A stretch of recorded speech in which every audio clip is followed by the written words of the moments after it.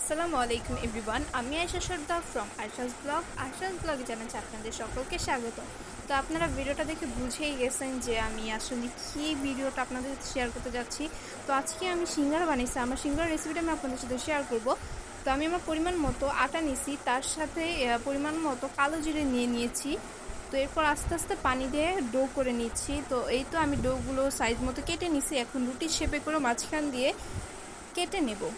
তো এটাকে তিন কোণা শেপ দিয়ে এর মধ্যে আমি আমাদের যে সিঙ্গারার জন্য পুরটা তৈরি করছিলাম সেই পুরটা দিয়ে দেব। তো আমি সিঙ্গারার জন্য কিন্তু মুরগির মাংস প্লাস মুরগির যে কলিজা হয় সে কলিজা দিয়ে অ্যান্ড আলু দিয়ে আমি পুরটা তৈরি করে নিয়েছিলাম। তো এই তো আমি এখন ভালো করে ভাঁজ করে আমি শেপটা দিয়ে নিয়েছি, সিঙ্গারা শেপ। যদি ভালো করে শেপ না দেওয়া হয় তাহলে কিন্তু ওটা খুলে গিয়ে চেপে চেপে না দিলে সেটা খুলে গিয়ে তেলের সাথে মিশ্রণটা মিক্স হয়ে যেতে পারে।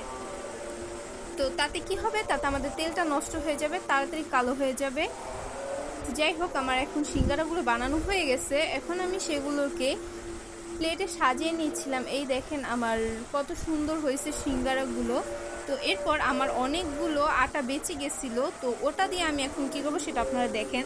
তো আমার যে পুরটা ছিল পুরটা শেষ হয়ে গেছে, পুরটা শেষ হয়ে যাওয়ার কারণে আমার এই আটাটুকু বেঁচে গেছে। তো আটাটুকু বেঁচে গেছে, এখন সেটাকে তো আর ফেলে দেবো না। তো এর জন্য আমি ভাবতেছিলাম যে এটাকে দিয়ে আমি নিমকি বানাবো। তো আমি লম্বালম্বিভাবে নিমকির শেপটা দিয়ে নিচ্ছিলাম, বেশি ছোটও করি না আবার বেশি বড়ও করি না। এই তো এখন এগুলোকে আমি তুলে নেব। তো ফাইনালি আমার নিমকিও সব বানানো হয়ে গেছে। এখন আমি এগুলোকে সব প্লেটের মধ্যে নিয়ে সাজিয়ে নিয়েছি। তো এই তো দেখেন, এখন আমি সবগুলোকে ভেজে নেব।